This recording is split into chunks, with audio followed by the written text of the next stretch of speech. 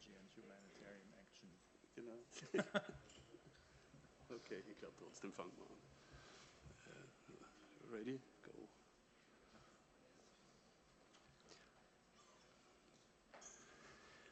Ladies and gentlemen, distinguished guests, colleagues from the humanitarian community, I would like to welcome you here in the Vienna International Centre for the launch of the World Disaster Report 2013. This year, the publication focuses on technology. This will be in the main issue we will be talking about for the next 1 hour, 1.5 hours. And after this, we will have a coming together. We can network outside. We have some fingerchips. So this will be the event for 2 hours. My name is Max Sandner. I'm the head of the international division of the Austrian Red Cross, and I will trying to get us through this event. I'm going to facilitate this. We have some distinguished guests here on the panel. I would like to introduce them to you later on. But first of all, I would pass the microphone or give the floor to our host here from the United Nations, Mr. Niklas Hedman. He is the officer in charge from the UNOOSA, and I'm kindly asking for some welcome words.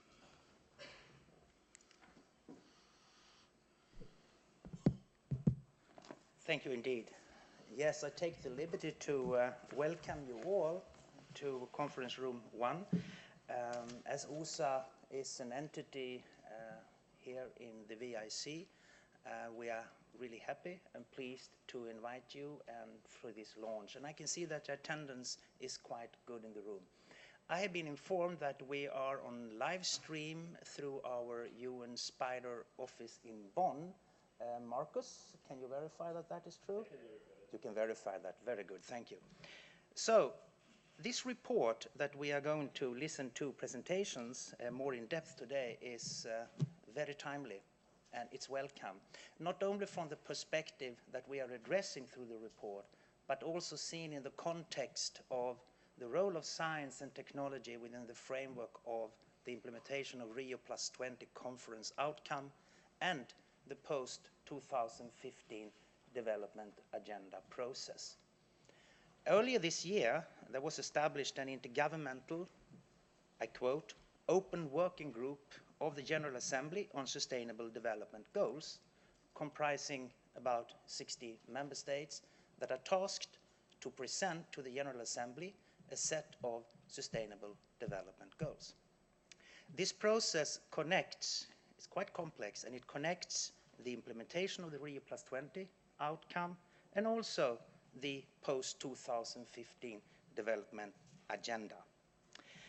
The UN system is on a wide basis supporting the work of the open working group, and USA, the entity I represent, together with other entities of the UN system from science, technology and innovation perspectives such as UNESCO, WIPO, ITU, WMO, etc., tries through a mechanism of background documentation to assist the member states in the open working group, tries to build in the role of science, technology and innovation. For our part, for USA's part, and together with our program UN Spider, we focus to a high degree on the need for availability and access to geospatial data and information for sustainable development. And just to mention that throughout this work, those background documents, they focus on a wide range of topics for sustainable development and development as a whole, including climate change and disaster risk reduction, forests, oceans and seas, agriculture and desertification, land degradation and drought. And there are, of course, many more areas that we focus our attention to. The full set of documentation provided to the open working group, information about the working group, other background publications are available through the main website of the United Nations, un.org, or through a more specific website. You go to sustainable development in one word, sustainabledevelopment.un.org. So, Mr. Moderator, I really wanted to take this opportunity to also tell a little bit about what we as UNOOSA are doing in the wider context on sustainable development linking to disaster risk reduction. Thank you very much. Thank you very much, Mr. Edman, indeed. And I also would like to thank you just for hosting us here in this building. Thank you very much. The co-host for this event is the Norwegian Embassy, and I'm kindly asking Mr. Christian Ødegaard, who is the deputy head of the Norwegian mission to Vienna, to have a few words with us. Thank you and good afternoon. There it is. Good afternoon, everybody, dear friends. It's indeed an honor to welcoming you to this event here at the VIC, launching the world's this year's Global Disasters Report. As DCM of the Permanent Mission of Norway here in Vienna, it's a privilege for me to take part in this presentation of World Disasters Report. A report we are proud to have a little share in. We are happy to be part of this mini seminar, and Norway is happy, together with many others, to have contributed to the elaboration of the report. Humanitarian policy and humanitarian politics are important elements in Norway's foreign policy.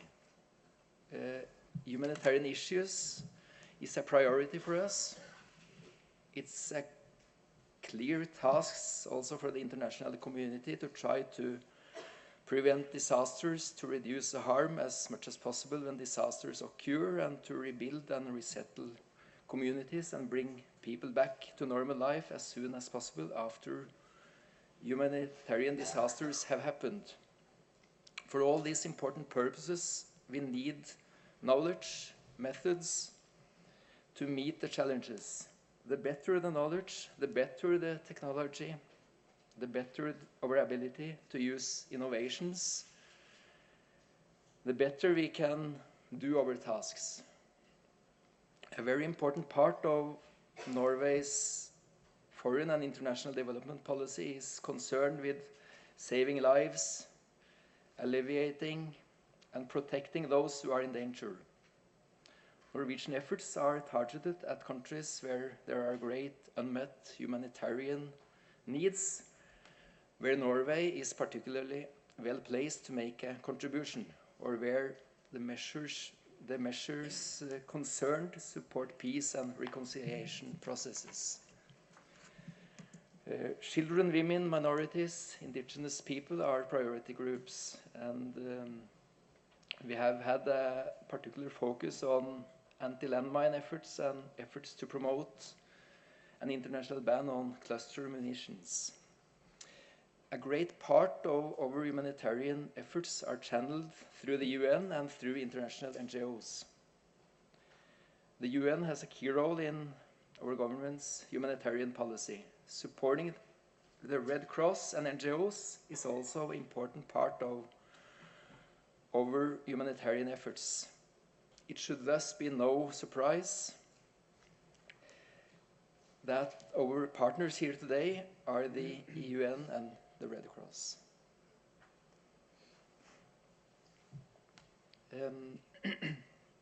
Both the UN and the Red Cross, both on national and international level,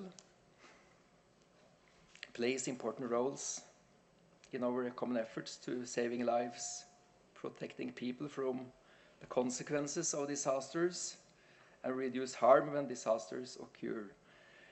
Our new Minister of Foreign Affairs, Børge Brende, who came into position 2 weeks ago, he was also Secretary General of the Norwegian Red Cross before. Some of you might know him. He said in his first meeting with my colleagues in Oslo 2 weeks ago when he started his task, I quote, "It's nice to be important, but it's even more important to be nice."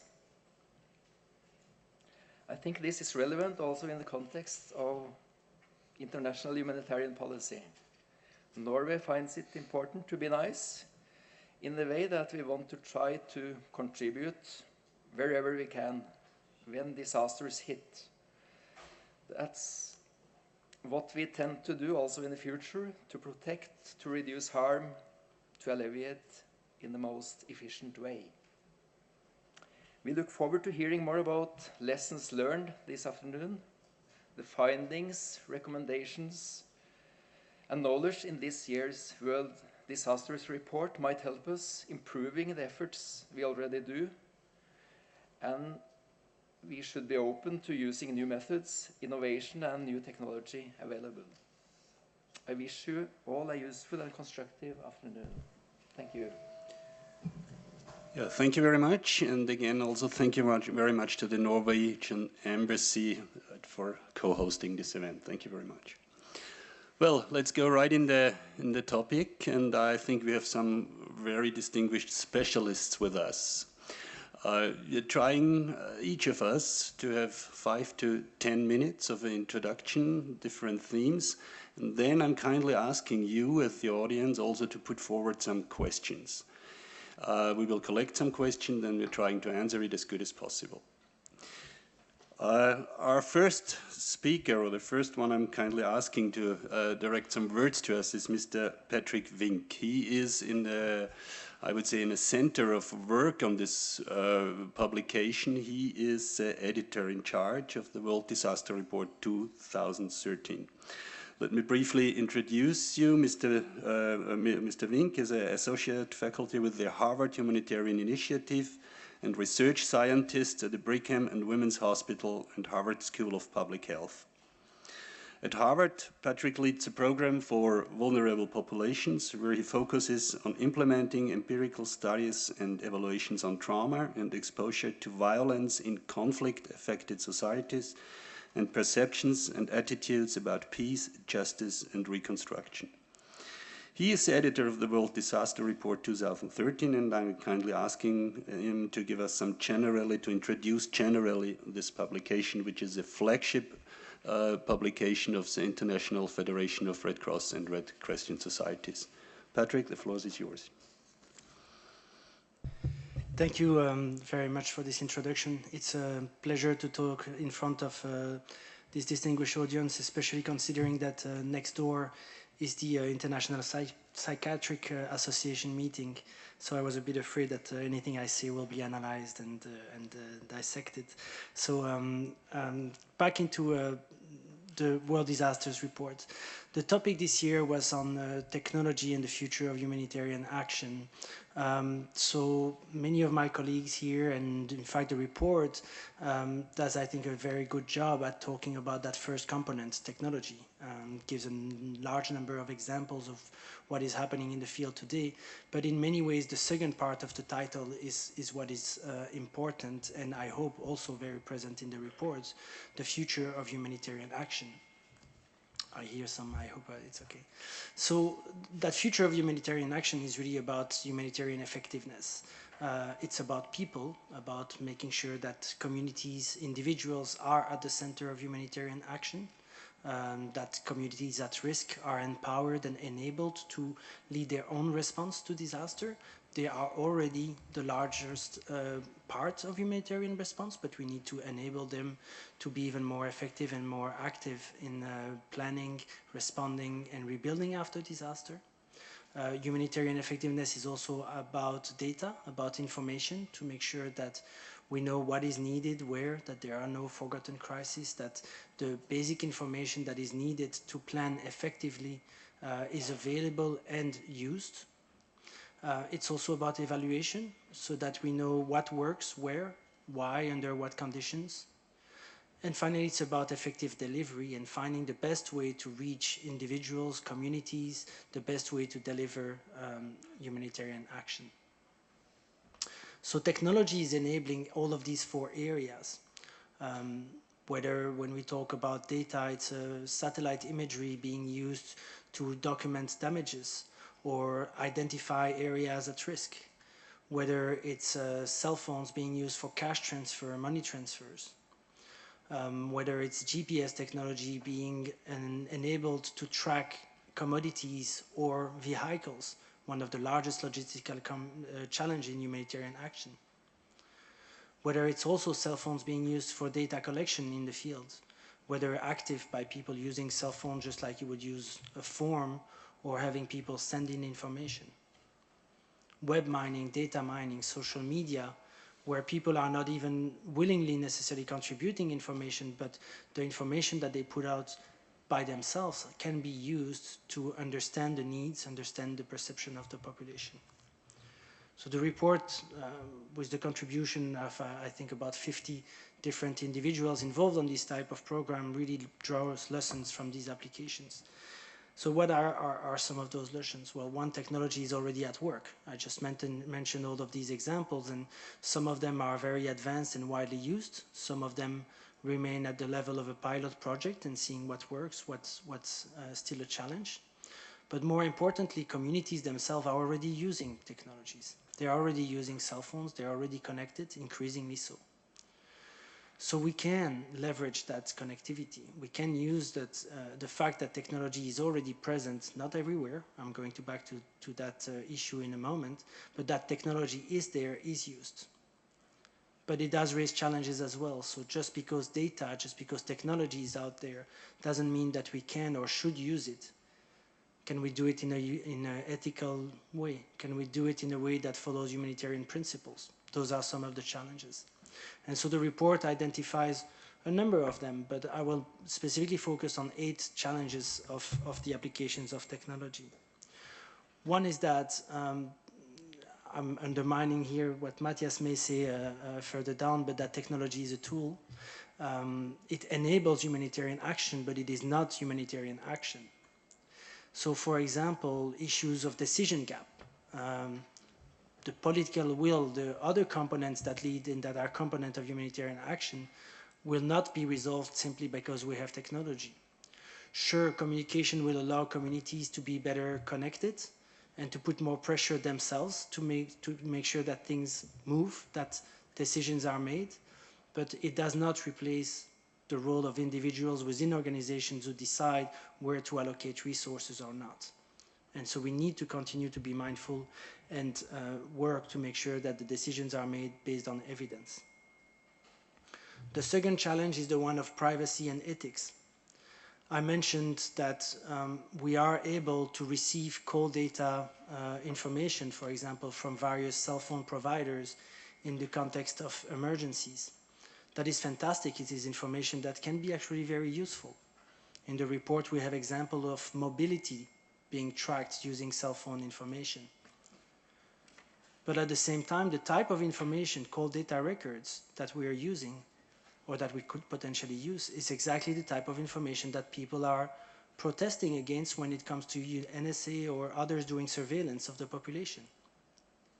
So just because we are doing it for good, for humanitarian action, doesn't mean that it's good. And we need to be really careful on how we are accessing this information.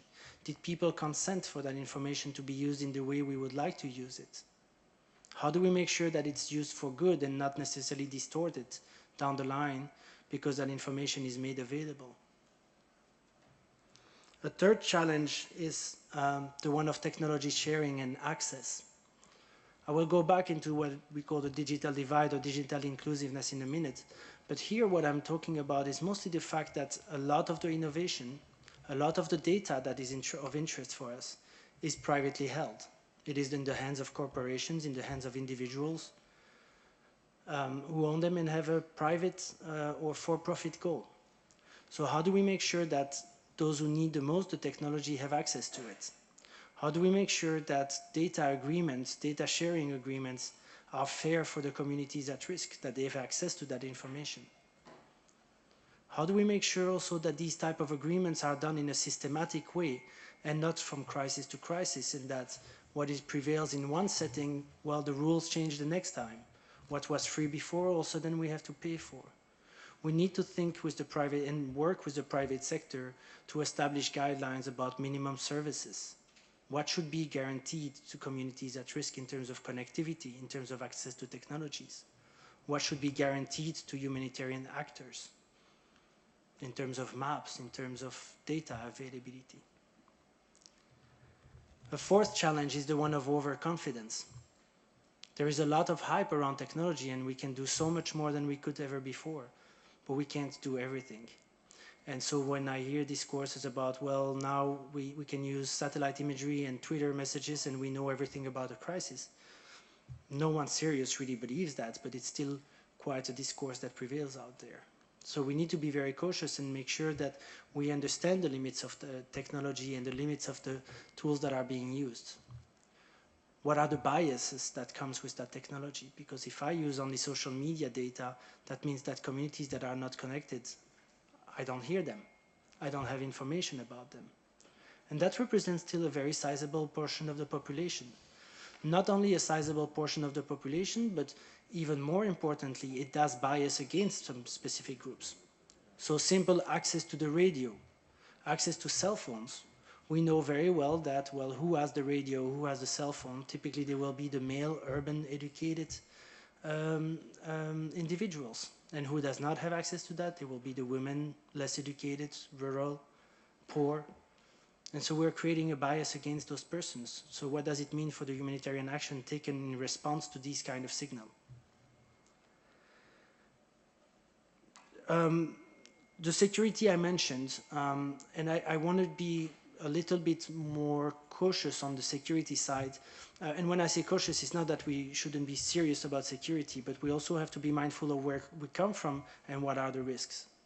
So very often, technology may be dismissed, well, it's not secure, it's not encrypted, it's not this, it's not that. Yes, but the system that we are working with right now are even worse.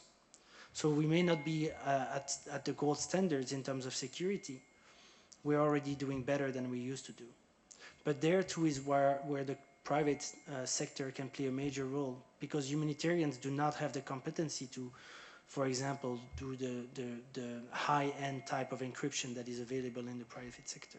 So we need that expertise that is available out there. I've got two more points, if I can do them. So one of them deals with the centralization or the democratization of technology and information. Obviously, I mentioned technology is available to communities around the world, and increasingly so. You've got mobile phones who are integrating camera, video, GPS, all of it.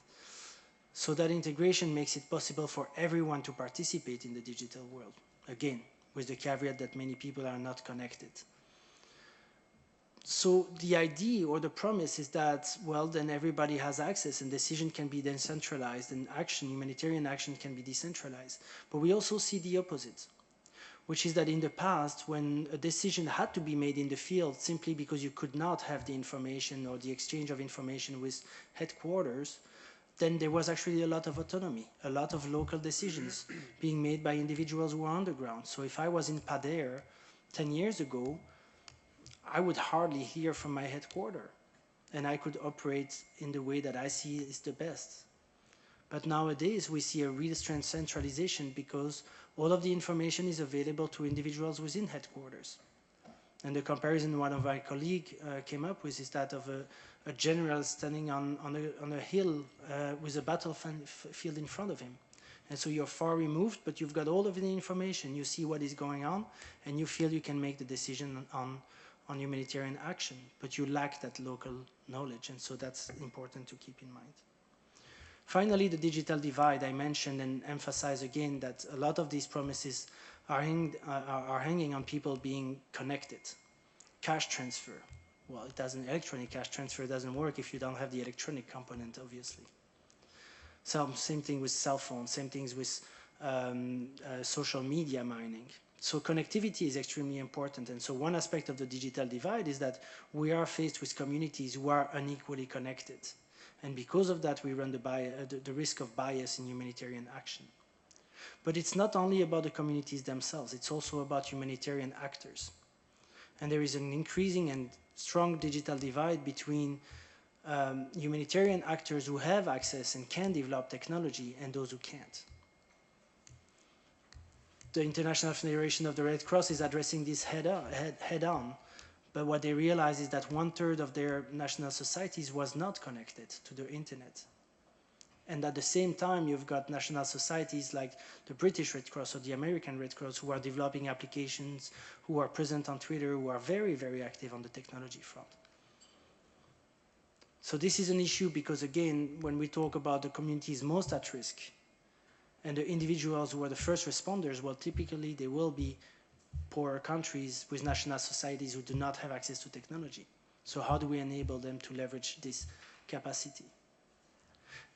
The other aspect of this is that donors privilege the high-end services. Why would I support an organization that still uses physical cash transfer that is not effective, that costs me a lot more money for each dollar that reaches the beneficiary versus an organization that actually does use the technology? But in doing that, we are really creating again that divide and reinforcing that divide. So just to finish concretely, what can we do about this?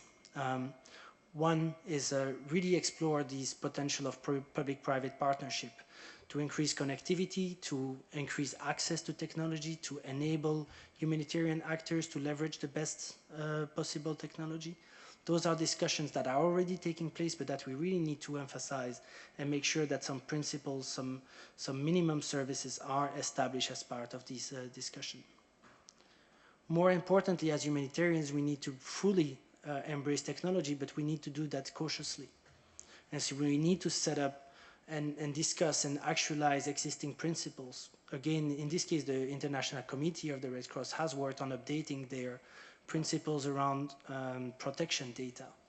But in a connected world, how do you address the emergence of new actors that do not know or have not experienced the humanitarian principles? The questions of framework of not doing harm, making sure that the benefits of short-term humanitarian actions are not creating long-term damages to a society. So we need to revisit what those principles and those ethic guidelines means in a connected world. We also need to be much better at evaluating humanitarian action in general. There has been a lot of progress towards that. But where we're still fairly weak is evaluating the technology component of humanitarian action. Electronic cash transfer is an example where this has been done, where there has been learning initiatives so that we really knew in what conditions and how to make this happen for the best. But that has not been the case for other technologies like digital data collection, for example, where we lack this kind of learning and general evaluation approach of the technology, not of humanitarian action. And then we really need to work on connectivity and on data sharing. And that is as much about technology as it is about habits, ways of thinking, habits of thoughts, how humanitarians are really concerned about sharing any kind of information and are not used to do it. Creating the platforms that allow them to keep control of the information, but at the same time open it as much as possible in a way that they feel comfortable with. And so there's a lot of work that needs to be done more on the cultural side of humanitarian action in parallel to the technology. So thank you. I'll stop here my remarks, and hopefully I left enough time for the discussion. Thank you. Yeah, thank you very much, Patrick. I think this was a good overview about the challenges, risks, opportunities for when you have humanitarian interventions, when you're using technological innovations in humanitarian action. And I'm stressing this action. Maybe you have noticed that when he introduced the report, he said not humanitarian interventions, but humanitarian action. Well, we're going to change or to switch from the Red Cross to Doctors Without Borders, to MSF, and I would like to introduce you to Andreas Papp. Andreas Papp is a program director of MSF in Vienna. He's based in Vienna, but each time I try to catch him on the phone, he is not in Vienna. He's a lot of time he's in the field. He spends a lot of time in field operations, especially in Sudan, South Sudan, Lebanon, Iraq, Somalia. So he has a wide range of practical experience. Andreas has, I think it was in 2004 when he joined MSF, and as I mentioned, he had a quite range of field experience, and he's specialized in geographic information services systems, and he will give us some insight in a case study, and the floor is yours, Andreas. Thank you very much for the invitation and the kind introduction. Good afternoon. Yes, what I would like to do is to give you a practical example of a collaboration of our section here in Austria and the University of Salzburg, the Department for Geoinformatics. And where did it all start? Actually, we received a phone call from the university telling us that they are interested to analyze camp settings, refugee camp settings, and they only have the satellite images, the pictures from above, but their lack of information about what's going on the ground was evident. One of my colleagues who heard this said, when I said I'm interested, said, don't call back, it's for sure the military, only they have satellites. But however, I called back, and yeah, we went to Salzburg and immediately recognized the potential which lies in this application of the technology. And last but not least, and you will see a little later about the examples, we developed two tools together and applied it more than 2,000 times in the field.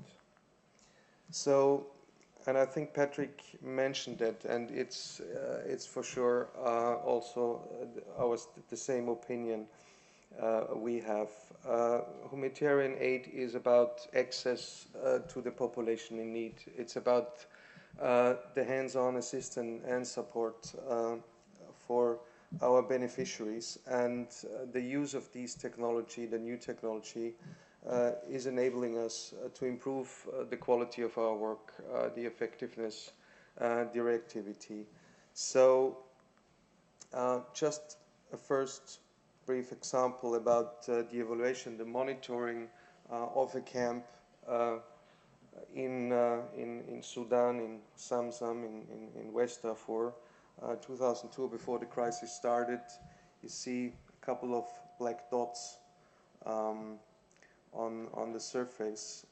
Here in 2008, you see already a number again of a couple of dots. These are settlements, these are huts, these are tents of the population who settled there. And here is the year of 2013. So there, okay, you can't analyze a lot. It's just an example about how quickly and how fast the situation is evolving. Now, what you can see on the satellite image with a resolution of 0.5 meters, you can see these, the following dwellings or examples of dwellings: tents, camp facilities, huts, the so-called tukuls, the fences, till you also can see information of agricultural land use. So the different satellites here you can see, we use, or we apply pictures from WorldView and what is the next one? I think Rapid Eye. These are the ones for 0.5 meters, and Landsat is the other one which has not such a high resolution. It's free, actually. Landsat data is free. Everybody can obtain it. And we use it for the groundwater resource management, which we see a little later. How does that work? Okay. So we started, what do we want? Population numbers and densities. First of all, it's when you have access to the population, you do the usual thing. You count the people. You have your surveys on the ground where you find out how many people are there. Sometimes you don't have access for obvious reasons, for security reasons, or in one of our cases in Kenya, Dadaab or Dagahale, as the camp is called, we had to withdraw for some time. We had to evacuate for security reasons, and we don't have accurate information from the ground. We have for sure our staff, our local staff from time to time who gives us information, but this technology enables us again also during these periods to have accurate information what's going on the ground, and this helps us to plan and organize our operations much better and much more effective. The second thing is, when you have a large number of people gathering, you need water. This is the most important thing. So we need to find reservoirs or resources for water, and in this case what we have looked into, it's groundwater, and where we are able to drill for groundwater resources. And last but not least, with the new project funded by the Research Promotion Agency of Austria, we will look also in the impact on the local environment, agricultural land use, and so forth. Okay, so just to give you a bit of an example of what you can see and how the software is working. So it detects objects and classifies it, and then with these classified objects we can calculate the number of people as well, and there are a couple of examples where you will see as well as other information which is useful for us. Here, for example, you can see the camp outline. This is Dagahale camp in Kenya, and you have on the one side you have the blue dots, or this is the organized camp structure, and on the left side on top you have white dots. These are the newly arrivals. Well, and that was in a period in 2011 where we had to evacuate for, I think, 6 months, and we got the information that per week around 5,000 people are arriving in the area. And we didn't know if it's true or not. Well, with this picture we found out it's true, and we even know where these people are settling. So what can we do then with this information? When you know how many people are there and where are they positioned or where are they settling, you need a number of latrines, you need a number of health posts, as well as water taps and water dispensaries. And with this analysis you can do this not on the spot, you can do this in between at your headquarter or the coordination, and that makes us more quicker and more effective again. Here the camp evolution, I just mentioned it. In the first we thought, okay, because for a couple of weeks and months we got the information people are leaving this place where you see the purple or blue dots, and because they left their tents.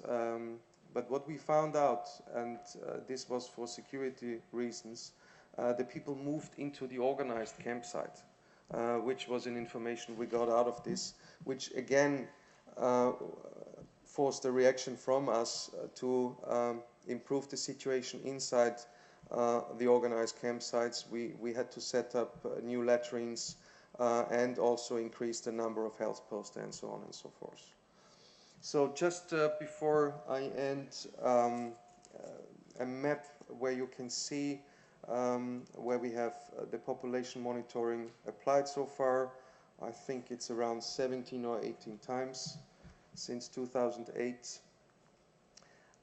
So to the next one, quickly, the water exploration. Again, there is a number of, or a few different data which are combined together by the geophysicists of the university, and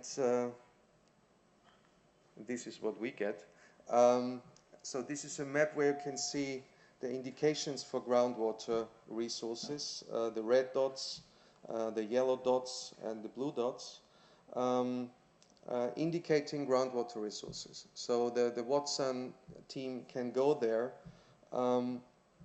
and then do the ground survey before they start the drilling, which again save us a lot of time.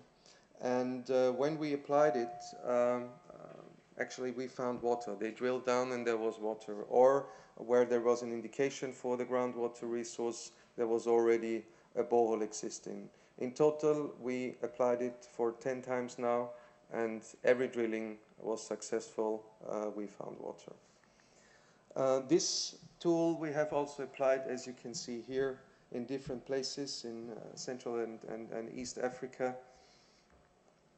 And that's it. Thank you very much, and welcome to your questions later in the discussion. Thanks a lot. Yeah, thank you very much, Andreas. I think this was a very practical insight into the work of MSF and the practical implications of data, how they use it. And this was down to the earth what we can do as humanitarians with this data. Thank you very much. I would like now to give the floor to Christophe Bois. He is based in Geneva. He is an information management specialist. He has more than 10 years of experience in the humanitarian field.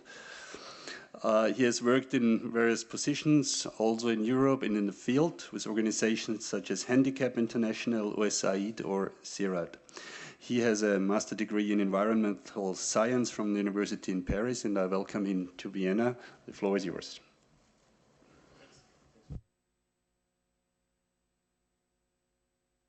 To the organizer.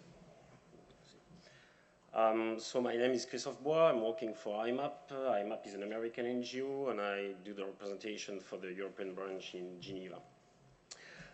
With CART-ONG, so that the logo that you can see with the IMAP one, we have a consortium for a project called NOMAD, which is a project on mobile data collection solution. So what I'm going to talk about right now is not how people communicate with mobile cell phones during an emergency, during the first step of a humanitarian crisis, or how do they send information via SMS to a call center. I'm going to talk about mobile data collection solution, which means how to move from questionnaire form, paper, to mobile data collection. So how to collect information with your cell phones. So partners, you can see all this information. I know that we do not have a lot of time, so I will skip some slide about CART-ONG, IMAP, and the project by himself, and I will go directly to the goals. So we started that project 3 years ago, putting on the same plate some research component, which is very rare and which is a great opportunity for the humanitarian actors, because usually we do not have time to think about how we do things, as we have to do it right now. So it was great to have this opportunity to take time to think about how technology can help the humanitarian actors.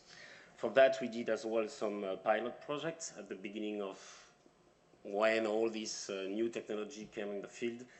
We have developed one tool called the online selection assistant that I will show you. And we do also, through this consortium, some training component for humanitarian organizations interested on mobile technology. And we provide also standards and good practices. This is a short slide about the different field experience that we had with the two organizations that we are. With IMAP, we have implemented mobile technology in Afghanistan, in Pakistan, in Yemen, in Mali, in Senegal, in Niger, in many countries. CART-ONG does the same, especially with UNHCR. We have done some field tests and pilots with IOM, with WFP in many countries during the last 3 years, and for different reasons. So shelter, refugee, assessment, these kind of things. So the online selection tools, if you are connected on your smartphone, your tab, on your laptop, you can go to humanitariannomad.org. It's a free services for humanitarian organization, allowing them to just reply to a very short questionnaire based on your needs, your requirements, and then we have a database with more than 30 mobile data collection registered with all the technical specification. And filling the questionnaire, we try to see which solution fits with your requirements. This takes 5 minutes. In most of the UN or international organization and NGO, usually it takes 2 months, and it costs 2 months consultant to do it. So project manager starting a new humanitarian operation doesn't have automatically the background in terms of GIS, ICT, mobile, blah, blah, blah. He comes here, he says, okay, I want mobile, blah, blah, blah, GIS, my system is iOS, Windows. He click, boom, boom, boom, and we will give them the top 5, the top 3, the top 10 of the solution present in our database, fitting with the requirements of this field operation. That's all of them. Some of them are open source, commercial, or ownership is directly linked to the organization who have developed the tools. There is a lot. These ones are the ones who have made an agreement with us providing the information, but if you go to the market of mobile technology, you will see that there is hundreds and hundreds, and it's a nightmare to understand which one is the right one that we are supposed to use. But in the meantime, this diversity is a symbol of innovation, and it's great to have different solutions that we can choose fitting with our different needs. So here I'm explaining a little bit about the Nomad concept. It's free registration. You can get the PDF with the technical specification of the solution fitting with your system. And then you can call us if you want more information. We try to organize a community around that concept. We did a workshop last year in Paris. We hope to organize a new one next year, maybe here in Vienna if we are invited again. And this is great as well because we put on the same table, as Patrick said, the private sector, the humanitarian actors who are different, function of their international organization, NGO, local or international or United Nations, and also the, I would say, volunteer humanitarian community, and now there is a lot.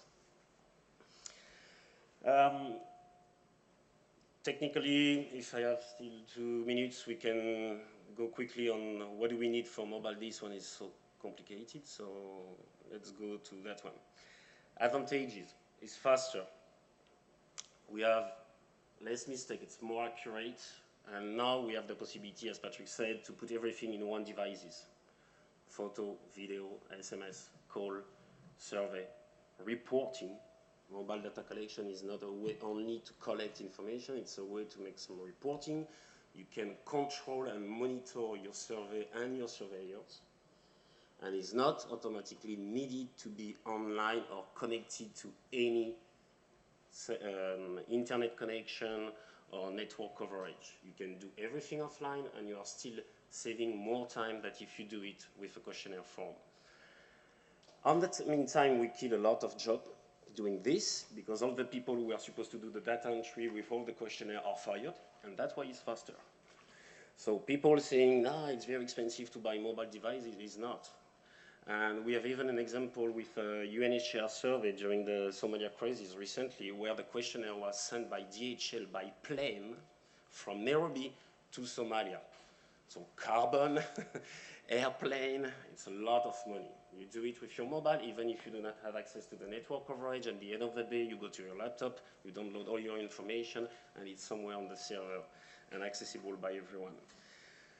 Multi-language skills, user-friendly, easy monitoring, cost-effective if you use it more time, environmentally friendly as well. The question to ask, and that's what we provide through the free services of Nomad, it's what type of mobile devices you have to use, link with your existing tools if you have database, GIS platform to analyze information, data storage and security linked to data storage, one-time or recurring survey. This is important criteria that you have to study before going to a mobile data collection solution. The network availability if you want to work online, enumerators, who are the staff who are going to use it. Usually, whatever the country, it's very easy to learn how to use a mobile. Everybody is using mobile now.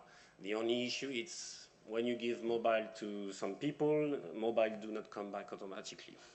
So that's the one that, that you have to take care of. And the budget, technical level of the staff as well. So some best solution, do I have still 1 minute? Yep.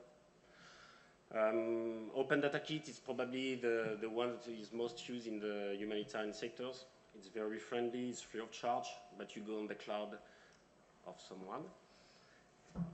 Some of the other are commercial, like DoForms, Ankebo, Kobo, Magpie. They are very friendly users as well. Frontline SMS, it's more focused on SMS. It depends if you want to have some GIS component into your mobile data collection, meaning if you want to draw a polygon, use Pont as a GPS or do lines or not, or if you want only to collect qualitative information. Humanitarian Data Toolkit, It's probably the best furnished one in terms of humanitarian operation when you have nothing, no electricity, no network, no infrastructure, no staff, and you have to be alone in the field and trying to collect the information. Opening data, etc. There is a lot. The challenge is technical knowledge, how to restructure your survey, less visual than a paper. The electrical power is dependent, it's still a mobile, so you need to charge your mobile. It will be great if we have all the same cable battery. You know that, you forget it in the hotel or somewhere and you have to buy a new one. So we have to consider that as well. And the higher risk. I will say as the final message, going back to what Patrick said, focus on mobile technology. Today we have a lot of options, a lot of opportunities to use this technology. Most of the actors are not using it well, as they do not know exactly how to do it. And this has a budget impact and linked to the donors and the way that the donors show the work that we do.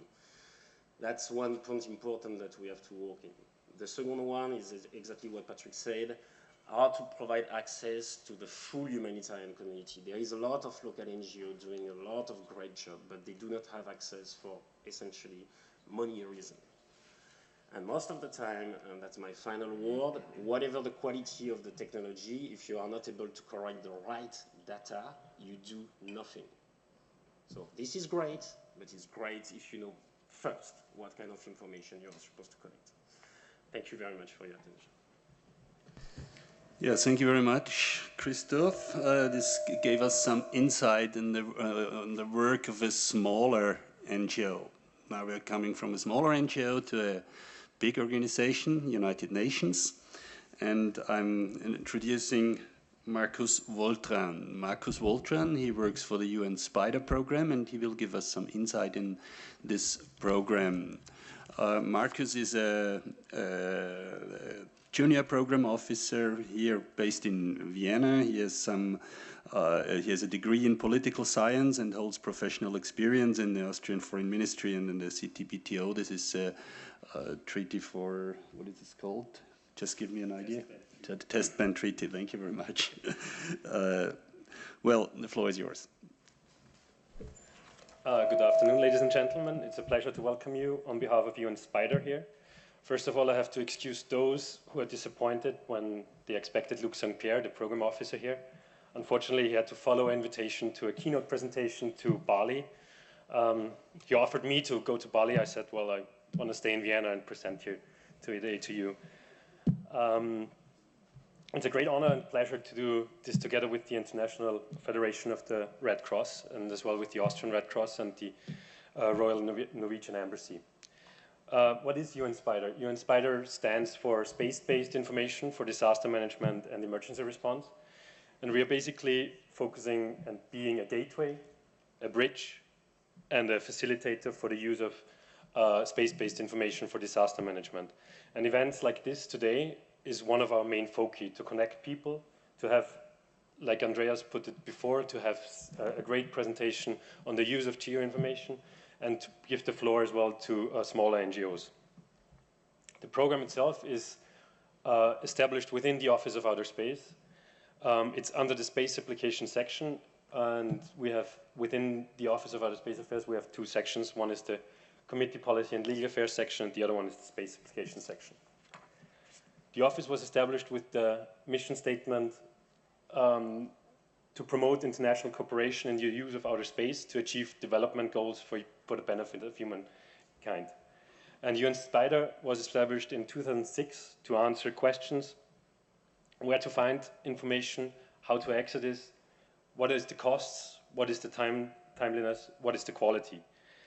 And we are trying to answer these questions, but we're not only focusing on geoinformation and space-based information, but as well on space-based technologies such as telecommunication and navigation.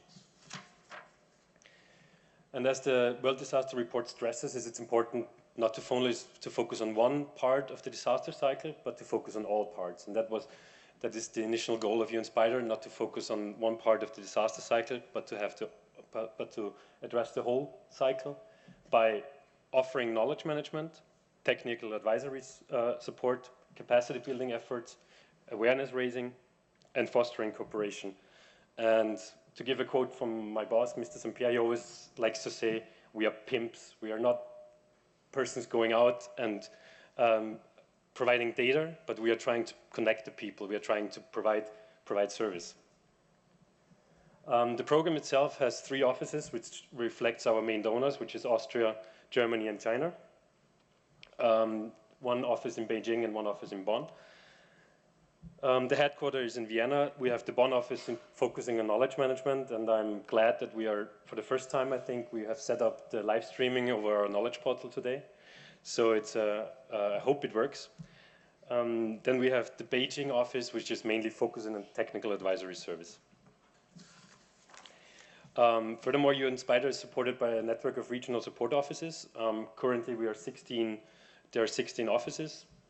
They range from space agencies to research centers, universities, or disaster management authorities, and to provide staff, knowledge, time, for example, for research for the knowledge portal on the one hand, or for support in training activities or technical advisor missions. The knowledge portal is for information, communication, and the process support, and plays an important role in our work to promote the use of space-based information for disaster management and emergency response. One of our main tasks is technical advisory support.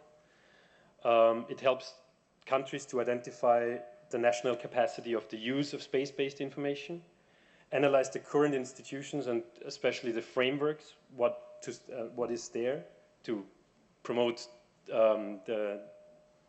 space-based information and to work with space-based information, and identify constraints, gaps, and regarding to the use of this information. Here we see an overview of the countries which received technical advisory support in the past years. The latest one, we just came back from a mission to Malawi. The next one is a technical advisory support mission in Mozambique, which is going to be a training session focusing on flood management. TAMs are usually upon the invitation by a government. During a technical advisor mission, we have meetings with ministries, departments, NGOs, international organizations, and it's very critical that the selection of the experts which we take to a mission, because we don't want to have one mission, one sole mission going there and going out of the country. So we want to build and foster cooperation. So we are trying to find connecting dots, as I said in the beginning, and trying to bring in key experts who can help the country develop more expertise. The outcome of such a mission is normally a technical advisory report, which goes to the government and which is for the sole use of the government. Here you see possible and generic classes of recommendations, which we try to incorporate in all of the reports. And furthermore, we are trying to identify possible follow-up activities. Like I said before, the upcoming training activity in Mozambique. That's the activities which we did in 2013. As you saw in the beginning on the first page, we are only a small office and divided in three cities. The upcoming one is the training session in Mozambique. And lastly, I want to thank the Austrian Red Cross, especially the team of the Red Cross, who approached us to do this event and to do the launch event today. Thanks again to Emily Goller and Thomas Maracek, who actually approached us for this, and thanks again for the helps behind the computers. Yeah, thank you very much, giving us an insight in the work of the UN Spider Agency. And I can imagine there might be some more questions, maybe later on, because it's quite an impressive record we've seen with you. Last but not least, I would like to welcome Matthias Schmale from Geneva, from the Federation of the Red Cross and Red Crescent Societies. He is Undersecretary General. He will talk about the challenges and ethics of the technology.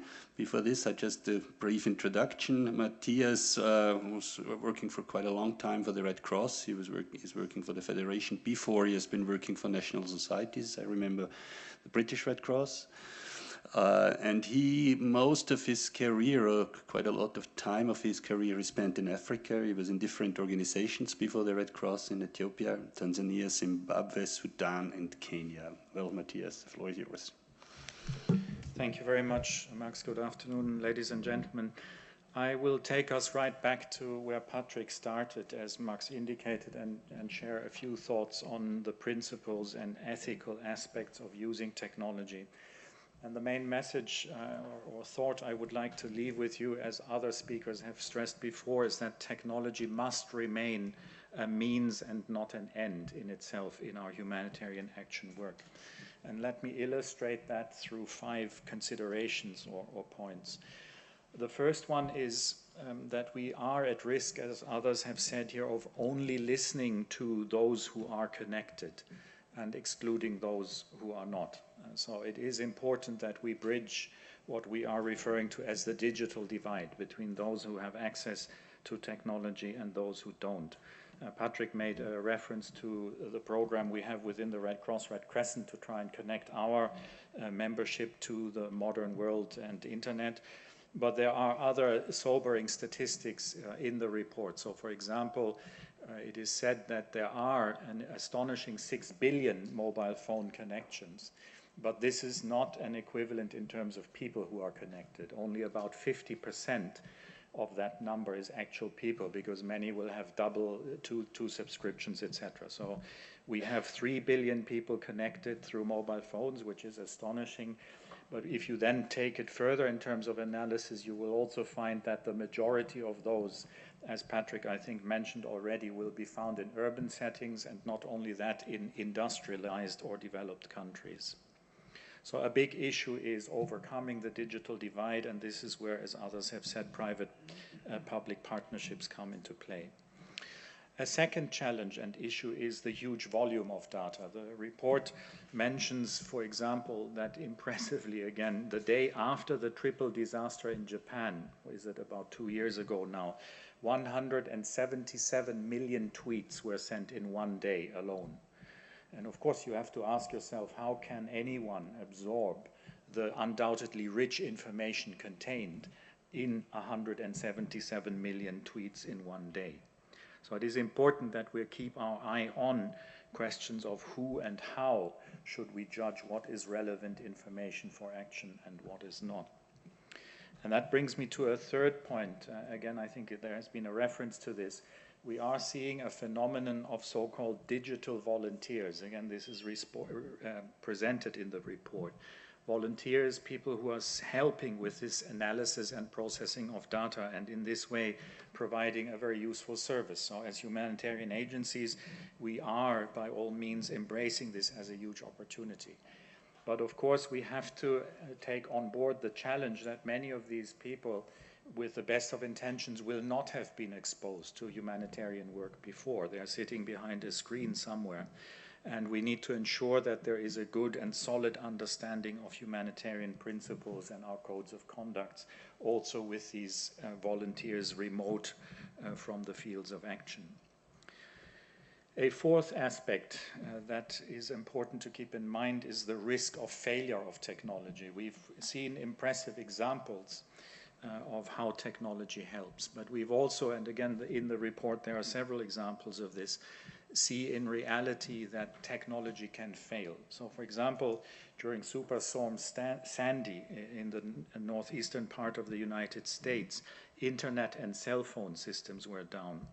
And some communities and people were simply cut off from information and from aid linked to information flows. Similarly, in the triple disaster in Japan, there were communities that simply did not know how to access information or did not have the technology. In both these cases, old-style media became critical again all of a sudden. So in the Hurricane Superstorm Sandy example, a group of volunteers came together and produced what they called the Sandy Relief Bulletin and distributed 50,000 hard copies of this to people in need and connected them in this way to information and aid. And then the final and fifth point is the question of, can technology replace human interaction? Again, many of the panelists have touched on this. For us in the Red Cross, Red Crescent, I think in the humanitarian and development sector as a whole, listening to disaster-affected people is a critical humanitarian imperative. Obviously, machines cannot replace people, and in order to be accountable both to the people that we're trying to reach and serve, as well as those entrusting us with resources, we cannot rely on technology and information generated through technological means alone. And a final thought related to this is, I asked the question, can technology replace human interaction? A similar question can be asked of, can technology replace humanitarian agencies? Our Secretary General published an opinion piece on the occasion of the launch of this report, which is entitled, Does Technology Make Organizations Obsolete? And let me illustrate this a bit more concretely. We have already web-based organizations, again, people who use the internet to collect resources and to then channel them directly, for example, through SMS mobile phone technology to affected people. And of course, this gains some traction because it is done with much lower cost than those of us who have organizational structures and people working in them. We are obviously thinking, for some of the points I've mentioned, namely that humanitarian action cannot be replaced by technology, thinking that there is a future for organizations and intermediary organizations in all of this. But what we need to take on board is that we cannot be complacent. We must think about what technology means for the way we work and adopt accordingly. So in conclusion, we definitely, as I think all of us have said and spoken about, fully embrace the opportunities that technology bring to improve and scale up our humanitarian action. But we must retain the art of knowing and judging in a principled and ethical manner what works best in the specific circumstances of a given disaster. So let's not, I guess the message is, let's not throw out all that is proven, but find the right combinations between the old and the new. Thank you very much. Well, Matthias, thank you very much. That will lead us to the next session. We are a little bit behind schedule. I think this shouldn't harm us too much. Well, if you have any questions now, please, I ask you kindly to identify yourself and maybe also indicate to whom you are directing your questions. Well, we've heard a range of information. I've heard about some practical examples, how information technology is used in humanitarian work. So anyone who wants to ask one of the panelists any remarks, so you kindly ask just to indicate no questions.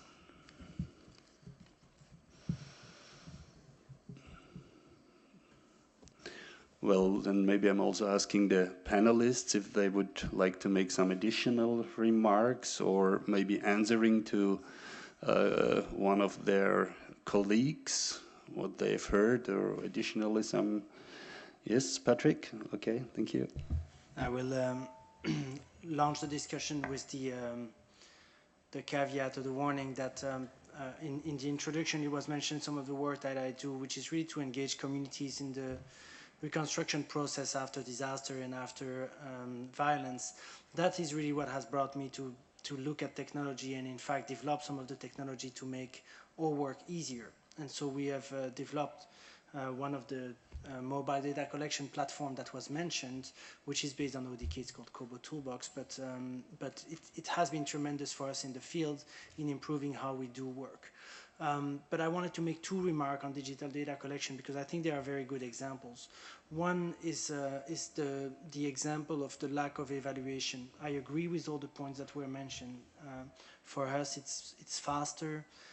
We get results that are much better quality because you cannot, you can constrain responses. For example, on a paper, if you ask people how old are you and your enumerator makes a mistake and writes 150, you can't correct it. That's the answer that you have. But on a smartphone, obviously, that can be corrected. And you can have navigation through the form that is automated. So fantastic advantage. But the truth is we don't have any tests that compare digital data collection over paper-based data collection. We don't have any rigorous evaluation as to in what conditions we should use it and in what conditions we should not use it. And there are cases in which in the field we had gone and used digital data collection, and I don't think it was necessarily the best way of doing things. So that's a good example of the evaluation that was already mentioned in today's discussion. Another part that I don't think has been mentioned in today's discussion is the fragmentation of the field. By the number of logos that were on that slide, you can see that there are enormous numbers of digital data collection solutions that are out there. And many of them are very close. If I look only at the free ones and open sources one, like ours, we're all good at something, but we're not all good at everything. So I think we have a very good form builder that handles fairly complex requirements, but others are better at how they deal with the synchronization or the centralization of the data. Others are better at how they aggregate the information and display preliminary results. So what we need is really for all these software to come together, and so the fragmentation is an issue because we all kind of want to develop our own solution. So the World Food Programme has its own digital data collection initiative. UNHCR has its own. UNOOSA has its own. The problem is not just a waste of resource; it's also a problem of standards and data sharing and interoperability. Because if we all develop our own platforms, at the end we can't talk to each other. And the information that we collect, ideally we would be able to put all of that together and look at it in a synthetic way, but we can't do it because some information in this format and that information is a different format, or it just creates challenges because we didn't define the fields the same ways, or we use different file formats, very simply. So there's a lot of work that needs to be done on setting standards. It has started. There are things called humanitarian exchange language, for example, or other initiatives like NetHope that are really trying to bring all the actors together to make sure that what we are creating by doing all these fantastic innovation, all these fantastic innovations that are really emerging in the field, actors on the ground who decide, hey, let's try this. It's great, but we need to learn from it, bring it all together, and create the standards to make sure that all the systems talk to each other. Yeah, maybe briefly to follow up on this, when you go to page 97 of the World Disaster Report, there is mentioned that there is a code of conduct for the use of SMS introduced. So this is also one initiative maybe we should mention in this connection. Well, I also get the information just before that 270 people are following us on the stream. So we are not alone, we are not by ourselves. 270 are watching this event. Well, any questions, any remarks? Well, maybe another line from the World Disaster Report, which I would like to put forward for what really struck me when I came across reading this. I'm quoting, "Among some human rights researchers and advocates, big data has been described as the biggest ever threat to human rights." Well, this is strong words. We have heard a little bit before about the situation we are facing. Maybe anyone would like to speak on this? Matthias? Yeah, thank you, Max. I think there are two considerations to be made around this. One is that it's not a new issue that we need to look at data protection. I think irrespective of volume of data, the privacy and dignity of individuals that we're collecting information about needs to be respected.